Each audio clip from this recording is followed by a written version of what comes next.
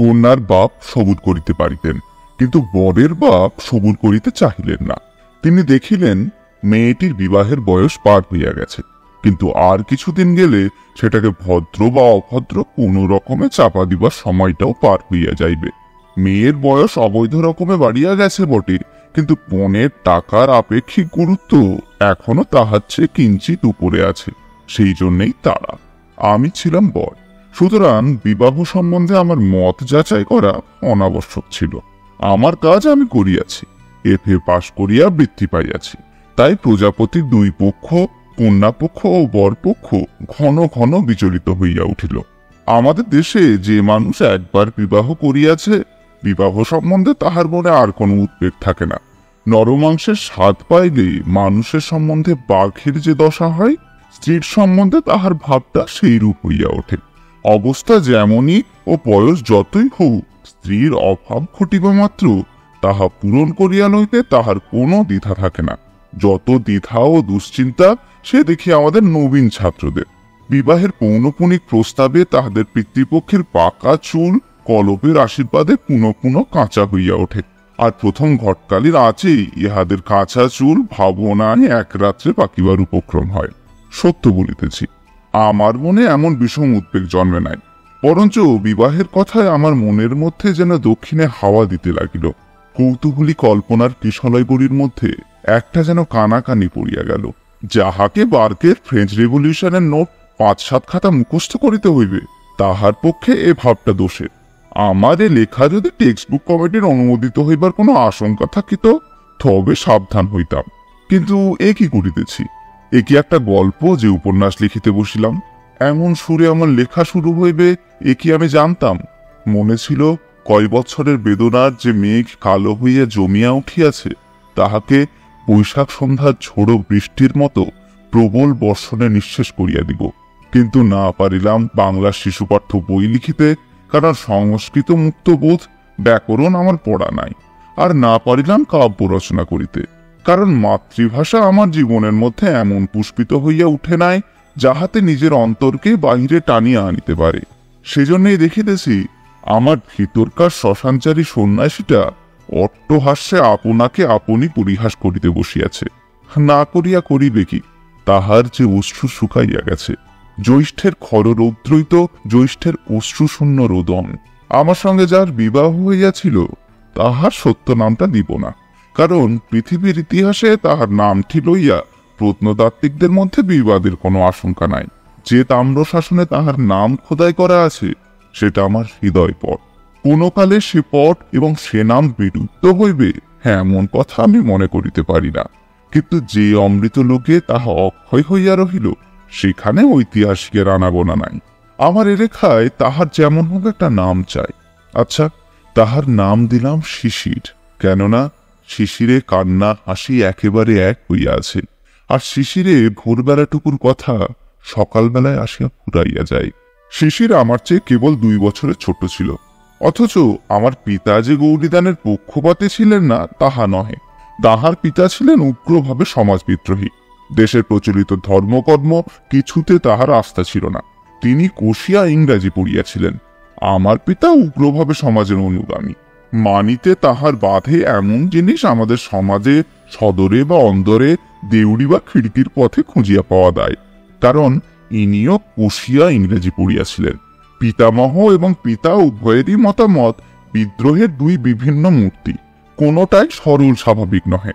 তবুও বড় বয়সের মেয়ের সঙ্গে বাবা যে আমার বিবাহ দিলেন, তাহার কারণ মেয়ের বয়স বড় বলিয়াই পণের অঙ্কটাও বড়। শিশির আমার শ্বশুরের একমাত্র মেয়ে। বাবার বিশ্বাস ছিল কন্যার পিতার সমস্ত টাকা ভাবি জামাতার ভবিষ্যতের গর্ব পূরণ করিয়া তুলিতেছে। আমার শ্বশুরের বিশেষ কোনো একটা মতের বালাই ছিল না। তিনি পশ্চিমের এক পাহাড়ের কোন রাজার অধীনে বড় কাজ করিতেন। শিশির যখন কোলে, তখন তাহার মার মৃত্যু হয়। মেয়ে বৎসরন্তে 1 বছর করিয়া বড় হইতেছে, তাহা আমার শ্বশুরের চোখেই পড়ে নাই। সেখানে তাহার সমাজের লোক এমন কেহ ছিল না যে তাহাকে চোখে আঙুল দিয়ে দেখাইয়া দিবে। শিশিরের বয়স যথা সময়ে 16 হইল, কিন্তু সেটা স্বভাবের 16, সমাজের 16 নহে। কেহ তাহাকে আপন বয়সের জন্য সতর্ক হইতে পরামর্শ দেয় নাই। সেও আপন বয়সটার দিকে ফিরিয়াও তাকাইতো না। কলেজে 3য় বছরে পা দিয়াছি। আমার বয়স 19। এমন সময় আমার বিবাহ হইল। বয়সটা সমাজের মতে বা সমাজ সংস্কারকের মতে উপযুক্ত কিনা তাহা লইয়া তাহারা দুই পক্ষ লড়াই করিয়া রক্তারক্তি করিয়া মরুক, কিন্তু আমি বলিতেছি সে বয়সটা পরীক্ষা পাশ করিবার পক্ষে যত ভালো হোক, বিবাহের সম্বন্ধ আসিবার পক্ষে কিছুমাত্র কম ভালো নয়। বিবাহের অরুণোদয় হইল একখানি ফটোগ্রাফের আভাসে। পড়া মুখস্থ করিতেছিলাম। একজন ঠাট্টার সম্পর্কের আত্মীয়া আমার টেবিলের উপরে শিশিরের ছবিখানি রাখিয়া বলিলেন, এইবার সত্যিকার পড়া পড়ো, একেবারে ঘাড় মোড় ভাঙিয়া। কোনো একজন আনাড়ি কারিগরের তোলা ছবি। মা ছিল না, সুতরাং কেহ তাহার চুল টানিয়া বাঁধিয়া খোপায় জড়ি জড়াইয়া সাহাবা মল্লিক কোম্পানির জবরজং জ্যাকেট পরাইয়া বরপক্ষে চোখ বুলাইবার জন্য জালিয়াতির চেষ্টা করে নাই। ভারী একখানি সাদাসিধা মুখ, সাদাসিধা দুটি চোখ এবং সাদাসিধা একটি শাড়ি, কিন্তু সমস্তটি লইয়া কি যে মহিমা সে আমি বলিতে পারি না। যেমন তেমন একখানি চৌকিতে বসিয়া, পিছনে একখানা ডোরা কাটা সদরঞ্চে ঝোলানো, পাশে একটা টিপাইয়ের উপর ফুলদানিতে ফুলের তোড়া, আর গালিচার উপরে শাড়ির পাকা পাটটির নিচে দুখানি খালি পা। পটের ছবিটির উপর আমার মনের সোনার কাঠি লাগিতেই সে আমার জীবনের মধ্যে জাগিয়া উঠিল। সেই কালো দুটি চোখ আমার সমস্ত ভাবনার মাঝখানেই কেমন করিয়া চাহিয়া রহিল, আর সেই পাকা পাড়ের নিচেকার দুখানি খালি পা আমার হৃদয়কে আপন প্রত্যাশন করিয়া লইল। পঞ্জিকার পাতা উল্টাইতে থাকিল। 2-3টা বিবাহের লগ্ন পিছাইয়া যায়। শ্বশুরের ছুটি আর মেলে না। ওদিকে সামনে একটা অকাল 4-5টা মাস জুড়িয়া আমার আই বড় বয়সের সীমানাটাকে 19 বছর হইতে অনর্থক 20 বছরের দিকে ঠেলিয়া দিবা চক্রান্ত করিতেছে। শ্বশুরের এবং তাহার মনিবের উপর আমার রাগ হইতে লাগিল। যা হোক, অকালের ঠিক পূর্ব লগ্নটাতে আসিয়া বিবাহের দিন ঠেকিল। সেদিনকার সানাইয়ের প্রত্যেক তানটি যে আমার মনে পড়িতেছে। সেদিনকার প্রত্যেক মুহূর্তটিকে আমি আমার সমস্ত চৈতন্য দিয়ে স্পর্শ করিয়াছি। আমার সেই 19 বছরের বয়সটি আমার জীবনে অক্ষয় হইয়া থাক। বিবাহ সবাই চারিদিকে হট্টগোল। তাহারই মাঝখানে কন্যার কোমল হাতখানি আমার হাতের উপর পড়িল। এমন আশ্চর্য আর কি আছে? আমার মন বারবার করিয়া বলিতে লাগিল, আমি পাইলাম, আমি ইহাকে পাইলাম। এ যে দুর্লভ, এ যে মানবী, ইহার রহস্যের কি অন্ত আছে? আমার শ্বশুরের নাম গৌরীশঙ্কর। যে হিমালয়ে বাস করিতেন, সেই হিমালয়ের তিনি যেন মিতা। তাহার গাম্ভীর্যের শিখর দেশে একটি স্থির হাস্য শুভ্র হইয়াছিল, আর তাহার হৃদয়ের ভিতরটিতে স্নেহের যে একটি প্রশ্রবণ ছিল, তাহার সন্ধান যাহারা জানিত তাহারা তাহাকে ছাড়িতে চাহিত না। কর্মক্ষেত্রে ফিরিবার পূর্বে আমার শ্বশুর আমাকে ডাকিয়া বলিলেন, বাবা, আমার মেয়েটিকে আমি 17 বছর ধরিয়া জানি, আর তোমাকে এই কটি দিন মাত্র জানিলাম। তবু তোমার হাতেই ও রহিল। যে ধন দিলাম তাহার মূল্য যেন বুঝিতে পারো। ইহার বেশি আশীর্বাদ আর নাই। তাহার বেহাই বেহান সকলেই তাহাকে বারবার আশ্বাস দিয়া বলিলেন, বেহাই, মনে কোনো চিন্তা রাখিও না। তোমার মেয়েটি যেমন বাপকে ছাড়িয়া আসিয়াছে, এখানে তেমনি বাপ মা উভয়কেই পাইল। তাহার পরে শ্বশুরমশাই মেয়ের কাছে বিদায় লইবার বেলায় আসিলেন, বলিলেন, বুড়ি, চলিলাম। ওর একখানি মাত্র এই বাপ। আজ হইতে ইহার যদি কিছু খোয়া যায় বা চুরি যায় বা নষ্ট হয়, আমি তাহার জন্য দায়ী নই। মেয়ে বলিল, তাই বই, কোথাও যদি একটু লোকসান হয়, তোমাকে তার ক্ষতিপূরণ করিতে হইবে। অবশেষে নিত্য তাহার যেসব বিষয় বিভ্রাট ঘটে, বাপকে সে সম্বন্ধে সে বারবার সতর্ক করিয়া দিল। আহার সম্বন্ধে আমার শ্বশুরের যথেষ্ট সংযম ছিল না। গুটি কয়েক অপথ্য ছিল, তাহার প্রতি তাহার বিশেষ আসক্তি। বাপকে সেই সমস্ত প্রলোভন হইতে যথাসম্ভব ঠেকাইয়া রাখা মেয়ের এক কাজ ছিল। তাই আজ সে বাপের হাত ধরিয়া উদ্বেগের সহিত বলিল, বাবা, তুমি আমার কথা রেখো, রাখবে? বাবা হাসিয়া কহিলেন, মানুষ পণ করে পণ ভাঙিয়া ফেলিয়া হাঁপ ছাড়িবার জন্য। অতএব কথা না দেওয়াই সবচেয়ে নিরাপদ। তাহার পরে বাপ চলিয়া আসিলে ঘরে কপাট পড়িল। তাহার পরে কি হইল কেহ জানে না। বাপ ও মেয়ের অশ্রুহীন বিদায় ব্যাপার পাশের ঘর হইতে কৌতূহলী অন্তঃপুরিকার দল দেখিল ও শুনিল। অবাক কাণ্ড! খোট্টার দেশে থাকিয়া খোট্টা হইয়া গেছে, মায়া মমতা একেবারে নাই। আমার শ্বশুরের বন্ধু বনমালীবাবুই আমাদের বিবাহের ঘটকালি করিয়াছিলেন। তিনি আমাদের পরিবারেরও পরিচিত। তিনি আমার শ্বশুরকে বলিয়াছিলেন, সংসারে তোমার তো ওই একটি মেয়ে, এখন ইহাদেরই পাশে বাড়ি লইয়া এখানেই জীবনটা কাটাও। তিনি বলিলেন, যাহা দিলাম তাহা উজাড় করিয়াই দিলাম, এখন ফিরিয়া তাকাইতে গেলে দুঃখ পাইতে হইবে। অধিকার ছাড়িয়া দিয়া অধিকার রাখিতে যাইবার মতো এমন বিড়ম্বনা আর নাই। সব শেষে আমাকে নিভৃতে লইয়া গিয়া অপরাধীর মতো সংকোচে বলিলেন, আমার মেয়েটির বই পড়িবার শখ এবং লোকজনকে খাওয়াইতে ও বড় ভালোবাসে, এই জন্য বেহাইকে বিরক্ত করিতে ইচ্ছে করি না। আমি মাঝে মাঝে তোমাকে টাকা পাঠাইব, তোমার বাবা জানিতে পারিলে কি রাগ করিবেন? প্রশ্ন শুনিয়া কিছু আশ্চর্য হইলাম। সংসারে কোনো একটা দিক হইতে অর্থ সমাগম হইলে বাবা রাগ করিবেন? তাহার মেজাজ এত খারাপ তো দেখি নাই।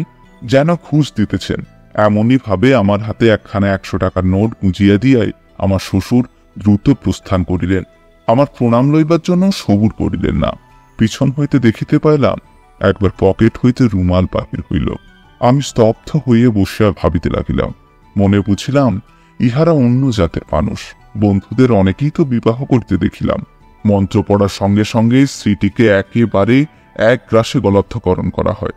পাকযন্ত্রে পৌঁছিয়া কিছুক্ষণ বাদে এই পদার্থটির নানা গুণাগুণ প্রকাশ হইতে পারে এবং ক্ষণে ক্ষণে আভ্যন্তরিক উদ্বেগ উপস্থিত হইয়াও থাকে, কিন্তু রাস্তাটুকুতে কোথাও কিছু মাত্র বাঁধে না। আমি কিন্তু বিবাহ সভাতেই বুঝিয়াছিলাম দানের মন্ত্রে স্ত্রীকে যেটুকু পাওয়া যায় তাহাতে সংসার চলে, কিন্তু 15 আনা বাকি থাকিয়া যায়। আমার সন্দেহ হয় অধিকাংশ লোকে স্ত্রীকে বিবাহ মাত্র করে, পায় না এবং জানেও না যে পায় নাই। তাহাদের স্ত্রীর কাছেও আমৃত্যুকাল এ খবর ধরা পড়ে না।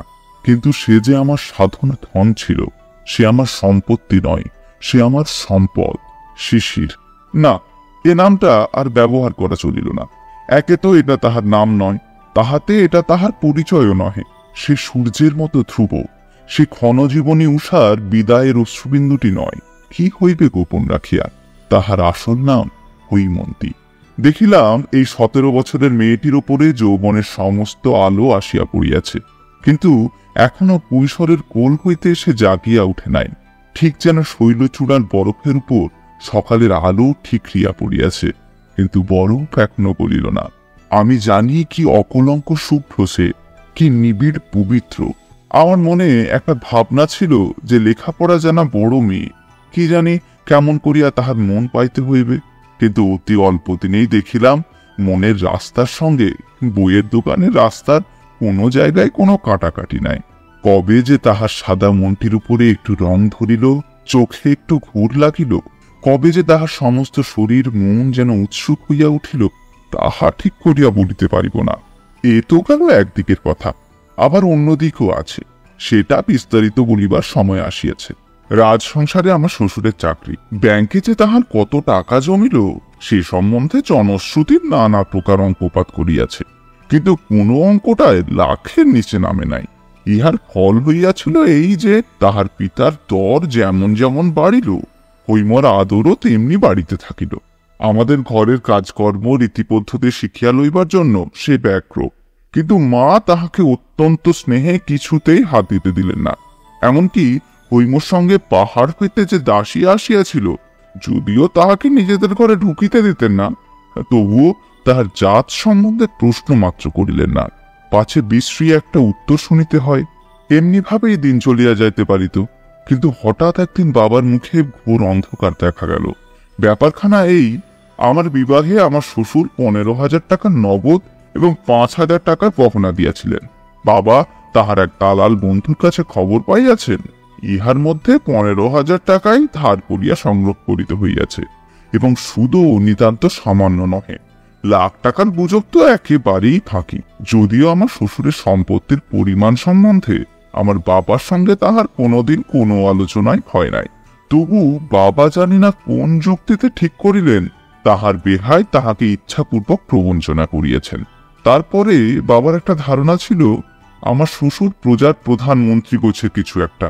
খবর লইয়া জানিলেন তিনি সেখানকার শিক্ষা বিভাগের অধ্যক্ষ। বাবা বলিলেন, অর্থাৎ স্কুলের হেডমাস্টার সংসারে ভদ্রপদ যতগুলো আছে তাহার মধ্যে সবচেয়ে উঁচা। বাবার বড় আশা ছিল শ্বশুর আজ বাদে কাল যখন কাজে অবসর লইবেন তখন আমি রাজমন্ত্রী হইব। এমন সময়ে রাস উপলক্ষে দেশের কুটুম্বরা আমাদের কলিকাতার বাড়িতে আসিয়া জমা হইলেন। কন্যাকে দেখিয়া তাহাদের মধ্যে একটা কানাকানি পড়িয়া গেল। কানাকানি ক্রমে অস্ফুট হইতে স্ফুট হইল।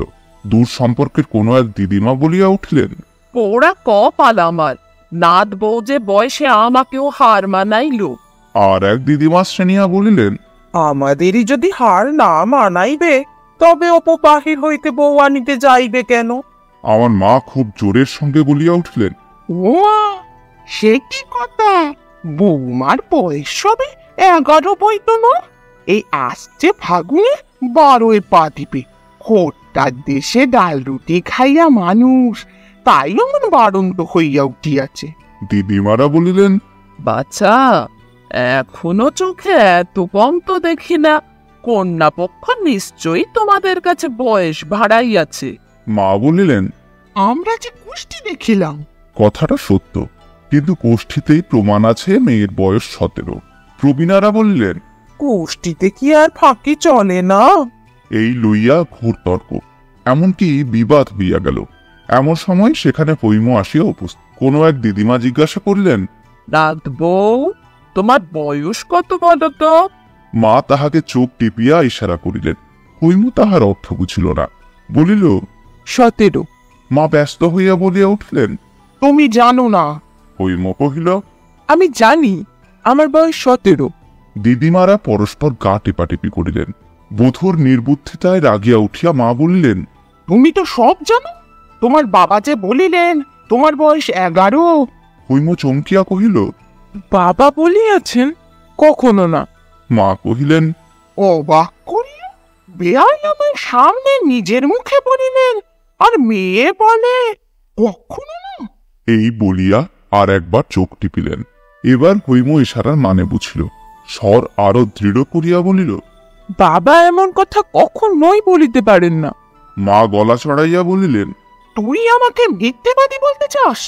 আমার বাবা তো কখনোই মিথ্যা বলেন না। ইহার পরে মা যতই গালাগালি দিতে লাগলেন, কথাটার কালি ততই গড়াইয়া ছড়াইয়া চারিদিকে লেপিয়া গেল। মা রাগ করিয়া বাবার কাছে তাহার বধূর মূঢ়তা এবং ততোধিক একগুঁয়েমির কথা বলিয়া দিলেন।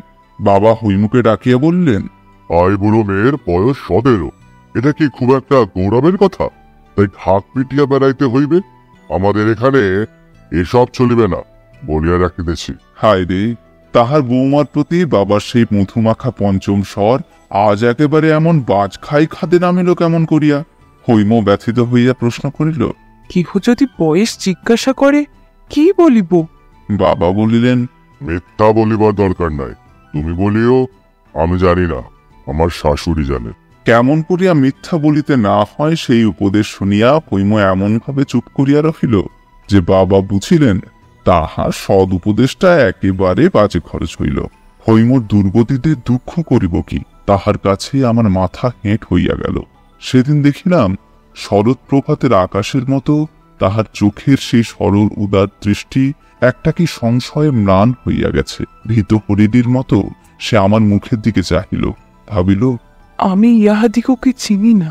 সেদিন একখানা শৌখিন বাঁধাই করা ইংরাজি কবিতার বই তাহার জন্য কিনিয়া আনিয়াছিলাম। ওইখানি সে হাতে করিয়া লইল এবং আস্তে আস্তে কোলের উপর রাখিয়া দিল। একবার খুলিয়াও দেখিল না। আমি তাহার হাতখানি তুলিয়া ধরিয়া বলিলাম, হৈম, আমার উপর রাগ করিও না, আমি তোমার সত্যে কখনো আঘাত করিব না। আমি যে তোমার সত্যের বাঁধনে বাঁধা। হৈম কিছু না বলিয়া একটুখানি হাসিল। সে হাসি বিধাতা যাহাকে দিয়াছে তাহার কোনো কথা বলিবার দরকার নাই। পিতার আর্থিক উন্নতির পর হইতে দেবতার অনুগ্রহকে স্থায়ী করিবার জন্য নূতন উৎসাহে আমাদের বাড়িতে পূজার্চনা চলিতেছে। এ পর্যন্ত সে সমস্ত ক্রিয়াকর্মে বাড়ির বধূকে ডাক পড়ে নাই। নতুন বধূর প্রতি একদিন পূজা সাজাইবার আদেশ হইল। সে বলিল, মা, বলিয়া দাও কি করিতে হইবে। ইহাতে কারো মাথায় আকাশ ভাঙিয়া পড়িবার কথা নয়, কারণ সকলেরই জানা ছিল মাতৃহীন প্রবাসে কন্যা মানুষ। কিন্তু কেবলমাত্র হৈমুকে লজ্জিত করাই এই আদেশের হেতু। সকলেই গালে হাত দিয়া বলিল, উমা, এ কি কাণ্ড! এ কোন নাস্তিকের ঘরের মেয়ে? এবার এ সংসার হইতে লক্ষ্মী ছাড়িল, আর দেরি নাই। এই উপলক্ষে হৈমের বাপের উদ্দেশ্যে যাহা না বলিবা তাহা বলা হইল। যখন হইতে কটু কথার হাওয়া দিয়াছে, হৈমু একেবারে চুপ করিয়া সমস্ত সহ্য করিয়াছে।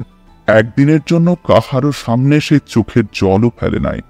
আজ তাহার বড় বড় দুই চোখ ফাঁসাইয়া দিয়া জল পড়িতে লাগিল। সে উঠিয়া দাঁড়াইয়া বলিল, আপনারা জানেন সে দেশে আমার বাবাকে সকলে ঋষি বলে? ঋষি বলে? ভরি একটা হাসি পড়িয়া গেল। ইহার পরে তাহার পিতার উল্লেখ করিতে হইলে প্রায়ই বলা হইত, তোমার ঋষি বাবা। এ মেয়েটির সকলের চেয়ে দরদের জায়গাটি যে কোথায় তাহা আমাদের সংসার বুঝিয়া লইয়াছিল। বস্তুত আমার শ্বশুর ব্রাহ্মণও নন, খ্রিস্টানও নন, হয়তোবা নাস্তিকও না হইবেন। দেবার্চনার কথা কোনোদিন তিনি চিন্তাও করেন নাই। মেয়েকে তিনি অনেক পড়াইয়াছেন, শুনাইয়াছেন, কিন্তু কোনো দিনের জন্য দেবতা সম্বন্ধে তিনি তাহাকে কোনো উপদেশ দেন নাই। বনমালীবাবু এ লইয়া তাহাকে একবার প্রশ্ন করিয়াছিলেন। তিনি বলিয়াছিলেন, আমি যাহা বুঝি না তাহা শিখাইতে গেলে কেবল কপটতা আসে। অন্তঃপুরে হৈমর একটি প্রকৃত ভক্ত ছিল। সে আমার ছোট বোন নারানী। বৌদিদিকে ভালোবাসে বলিয়া তাহাকে অনেক গঞ্জনা সইতে হইয়াছিল। সংসার যাত্রায় হৈমর সমস্ত অপমানের পালা আমি তাহার কাছেই শুনিতে পাইতাম। একদিনের জন্যও আমি হৈমর কাছে শুনি নাই। এসব কথা সংকোচে সে মুখে আনিতে পারিত না। সে সংকোচ নিজের জন্য নহে। হৈম তাহার বাপের কাছ হইতে যত চিঠি পাইত সমস্ত আমাকে পড়িতে দিত। চিঠিগুলি ছোট কিন্তু রসে ভরা। সেও বাপকে যত চিঠি লিখিত সমস্ত আমাকে দেখাইত। বাপের সঙ্গে তাহার সম্বন্ধটিকে আমার সঙ্গে ভাগ করিয়া না নইলে তাহার দাম্পত্য যে পূর্ণ হইতে পারিত না। তাহার চিঠিতে শ্বশুরবাড়ির সম্বন্ধে কোনো নালিশের ইশারাটুকুও ছিল না। থাকিলে বিপদ ঘটিতে পারিত। নারায়ণের কাছে শুনিয়াছি শ্বশুরবাড়ির কথা কি লেখে জানিবার জন্য মাঝে মাঝে তাহার চিঠি খোলা হইত। চিঠির মধ্যে অপরাধের কোনো প্রমাণ না পাইয়া উপরওয়ালাদের মন যে শান্ত হইয়াছিল তাহা নহে। বোধ করি তাহাতে তাহারা আশাভঙ্গের দুঃখই পাইয়াছিলেন। বিষম বিরক্ত হইয়া তাহারা বলিতে লাগিলেন, এত ঘন ঘন চিঠিই বা কিসের জন্য? বাপই যেন সব, আমরা কি কেহ নই? এই লইয়া অনেক অপ্রিয় কথা চলিতে লাগিল। আমি মুগ্ধ হইয়া হৈমকে বলিলাম, তোমার বাবার চিঠি আর কাহাকেও না দিয়ে আমাকেই দিও। কলেজে যাইবার সময় আমি পোস্ট করিয়া দিব। হৈম বিস্মিত হইয়া জিজ্ঞাসা করিল, কেন? আমি লজ্জায় তাহার উত্তর দিলাম না। বাড়িতে এখন সকলে বলিতে আরম্ভ করিল, এইবার অপুর মাথা খাওয়া হইল, বিএ ডিগ্রি শিকায় তোলা রহিল, ছেলেরই বা দোষ কি? সে তো বটেই, দোষ সমস্তই হৈমর। তাহার দোষ যে তাহার বয়স 17, তাহার দোষ যে আমি তাহাকে ভালোবাসি, তাহার দোষ যে বিধাতার এই বিধি। তাই আমার হৃদয়ের রন্ধ্রে রন্ধ্রে সমস্ত আকাশ আজ বাঁশি বাজাইতেছে। বিএ ডিগ্রি অকাতর চিত্তে আমি চুলাই দিতে পারতাম, কিন্তু হৈমর কল্যাণে পণ করিলাম, পাশ করিবই এবং ভালো করিয়াই পাশ করিব। এ পণ রক্ষা করা আমার সে অবস্থায় যে সম্ভবপর বোধ হইয়াছিল তাহার দুইটি কারণ ছিল। এক তো হৈমর ভালোবাসার মধ্যে এমন একটা আকাশের বিস্তার ছিল যে সংকীর্ণ আসক্তির মধ্যে সে মনকে জড়াইয়া রাখিত না। সেই ভালোবাসার চারিদিকে ভারী একটা স্বাস্থ্যকর হাওয়া বহিত। দ্বিতীয়, পরীক্ষার জন্য যে বইগুলি পড়ার প্রয়োজন তাহা হৈমর সঙ্গে একত্রে মিলিয়া পড়া অসম্ভব ছিল না। পরীক্ষা বাসের উদ্যোগে কোমর বাঁধিয়া লাগিলাম। একদিন রবিবার মধ্যাহ্নে বাহিরের ঘরে বসিয়া মার্টিনর চরিত্রতত্ত্ব বইখানার বিশেষ বিশেষ লাইনের মধ্যপদগুলা ফাড়িয়া ফেলিয়া নীল পেন্সিলের লাঙল চালাইতেছিলাম। এমন সময় বাহিরের দিকে হঠাৎ আমার চোখ পড়িল। আমার ঘরের সম্মুখে আঙিনার উত্তর দিকে অন্তঃপুরে উঠিবার একটি সিঁড়ি, তাহারই গায়ে গায়ে মাঝে মাঝে গারদে দেওয়া এক একটা জানলা। দেখি তাহারই একটি জানলায় হৈম চুপ করিয়া বসিয়া পশ্চিমের দিকে চাহিয়া। সেদিকে মল্লিকদের বাগানে কাঞ্চন গাছ গোলাপি ফুলে আচ্ছন্ন। আমার বুকে ধক করিয়া একটা ধাক্কা দিল। মনের মধ্যে একটা অসাবধানতার আবরণ ছিঁড়িয়া পড়িয়া গেল। এই নিঃশব্দ গভীর বেদনার রোগটি আমি এতদিন এমন স্পষ্ট করে দেখি নাই। কিছু না, আমি কেবল তাহার বসিবার ভঙ্গিটুকু দেখিতে পাইতেছিলাম। কোলের উপরে একটি হাতের উপর আরেকটি হাত স্থির পড়িয়া আছে, মাথাটি দেওয়ালের উপরে হেলানো, খোলা চুল বাম কাঁধের উপর দিয়া বুকের উপর ঝুলিয়া পড়িয়াছে। আমার বুকের ভিতরটা হু হু করিয়া উঠিল। আমার নিজের জীবনটা এমনই কানায় কানায় ভরিয়াছে যে আমি কোথাও কোনো শূন্যতা লক্ষ্য করিতে পারি নাই। আজ হঠাৎ আমার অত্যন্ত নিকটে অতি বৃহৎ একটা নৈরাশ্যের গহ্বর দেখিতে পাইলাম। কেমন করিয়া কি দিয়ে আমি তাহা পূরণ করি? আমাকে তো কিছুই ছাড়িতে হয় নাই, না আত্মীয়, না অভ্যাস, না কিছু। হৈমু যে সমস্ত ফেলিয়া আমার কাছে আসিয়াছে, সেটা কতখানি তাহা আমি ভালো করিয়া ভাবি নাই। আমাদের সংসারে অপমানের কণ্টক শয়নে সে বসিয়া, সে শয়ন আমিও তাহার সঙ্গে ভাগ করিয়া লইয়াছি। সেই দুঃখে হৈমুর সঙ্গে আমার যোগ ছিল, তাহাতে আমাদিগকে পৃথক করে নাই। কিন্তু এই গিরিনন্দিনী 17 বৎসর কাল অন্তরে বাহিরে কত বড় একটা মুক্তির মধ্যে মানুষ হইয়াছে। কি নির্মল সত্যে এবং উদার আলোকে তাহার প্রকৃতি এমন ঋজু, শুভ্র ও সবল হইয়া উঠিয়াছে।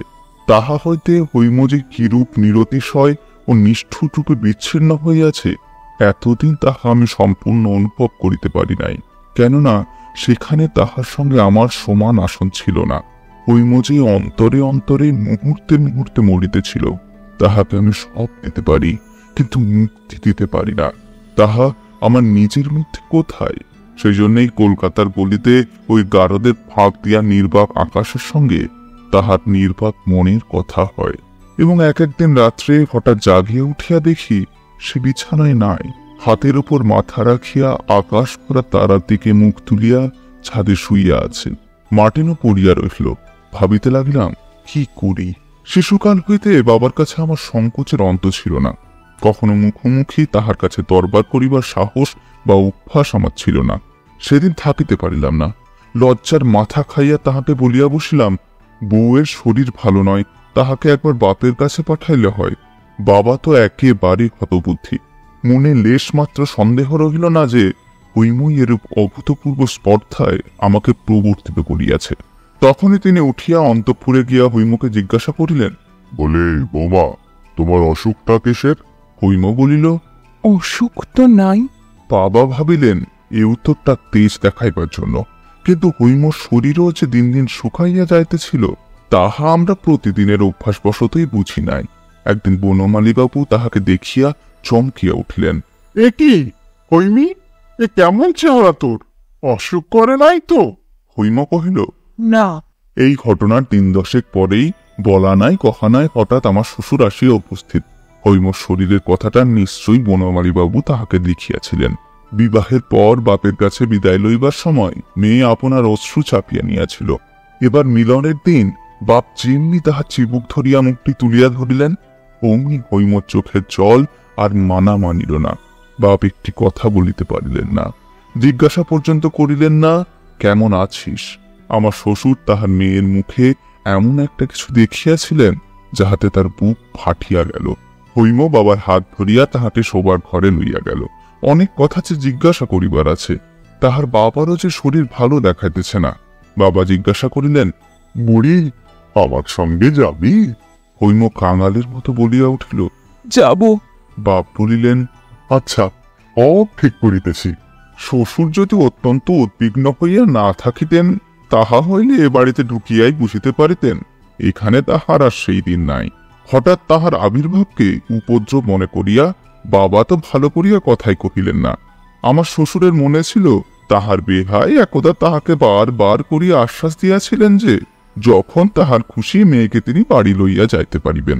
এ সত্যের অন্যথা হতে পারে সে কথা তিনি মনেও আনিতে পারেন নাই। বাবা তামাক টানিতে টানিতে বলিলেন, বেহাই, আমি তো কিছু বলিতে পারি না। একবার তাহলে বাড়ির মধ্যে। বাড়ির মধ্যের ওপর বরাত দেওয়ার অর্থ কি আমার জানা ছিল। বুঝিলাম কিছু হইবে না, কিছু হইলও না। বৌমার শরীর ভালো নাই, এত বড় অন্যায় অপবাদ। শ্বশুরমশাই স্বয়ং একজন ভালো ডাক্তার আনিয়া পরীক্ষা করাইলেন। ডাক্তার বলিলেন, বায়ু পরিবর্তন আবশ্যক, নহিলে হঠাৎ একটা শক্ত ব্যায়ামও হইতে পারে। বাবা হাসিয়া কহিলেন, হঠাৎ একটা শক্ত ব্যায়াম তো সকলেরই হইতে পারে, এটা কি আবার একটা কথা? আমার শ্বশুর কহিলেন, জানেন তো, উনি একজন প্রসিদ্ধ ডাক্তার। উহার কথাটা কি? অমন ঢের ডাক্তার দেখিয়াছি, দক্ষিণার জোরে সকল পণ্ডিতেরই কাছে সব বিধান মেলে এবং সকল ডাক্তারেরই কাছে সব রোগের সার্টিফিকেট পাওয়া যায়। এই কথাটা শুনিয়া আমার শ্বশুর একেবারে স্তব্ধ হইয়া গেলেন। হৈম বুঝিল তাহার বাবার প্রস্তাব অপমানের সহিত অগ্রাহ্য হইয়াছে। তাহার মন একেবারে কাঠ হইয়া গেল। আমি আর সহিতে পারিলাম না। বাবার কাছে গিয়া বলিলাম, হৈমকে আমি লইয়া যাইব। বাবা গর্জিয়া উঠিলেন, অটেরে ইত্যাদি ইত্যাদি। বন্ধুরা কেহ কেহ আমাকে জিজ্ঞাসা করিয়াছে, যাহা বলিলাম তাহা করিলাম না কেন? স্ত্রীকে লইয়া জোর করিয়া বাহির হইয়া গেলেই তো হইত, গেলাম না কেন? কেন? যদি লোকধর্মের কাছে সত্য ধর্মকে না ঠেলিব, যদি ঘরের কাছে ঘরের মানুষকে বলি দিতে না পারিব, তবে আমার রক্তের মধ্যে বহু যুগের যে শিক্ষা তাহা কি করিতে আছে? জানো তোমরা, যেদিন অযোধ্যার লোকেরা সীতাকে বিসর্জন দিবার দাবি করিয়াছিল, তাহার মধ্যে আমিও যে ছিলাম। আর সেই বিসর্জনের গৌরবের কথা যুগে যুগে যাহারা গান করিয়া আসিয়াছে, আমিও যে তাহাদের মধ্যে একজন। আর আমি তো সেদিন লোকরঞ্জনের জন্য স্ত্রী পরিত্যাগের গুণবর্ণনা করিয়া মাসিক পত্রে প্রবন্ধ লিখিয়াছি। বুকের রক্ত দিয়ে আমাকে যে একদিন দ্বিতীয় সীতা বিসর্জনের কাহিনী লিখিতে হইবে, সে কথা কে জানিত? পিতায় কন্যায় আর একবার বিদায়ের ক্ষণ উপস্থিত হইল। এবারেও দুজনেরই মুখে হাসি। কন্যা হাসিতে হাসিতেই ভৎসনা করিয়া বলিল, বাবা, আর যদি কখনো তুমি আমাকে দেখিবার জন্য এমন ছুটোছুটি করিয়া এ বাড়িতে আসো, তবে ঘরে কপাট দিব। বাপ হাসিতে হাসিতেই বলিলেন, এর যদি আসে তবে শীত কাটি সঙ্গে করিয়াই আসিব। ইহার পরে হৈমর মুখে তাহার চিরদিনের সেই স্নিগ্ধ হাসিটুকু আর একদিনের জন্যও দেখি নাই। তাহারও পরে কি হইল সে কথা আর বলিতে পারিব না। শুনিতেছি মা পাত্রী সন্ধান করিতেছেন। হয়তো একদিন মার অনুরোধ অগ্রাহ্য করতে পারিব না, ইহাও সম্ভব হইতে পারে। কারণ থাক, হার কাজ কি।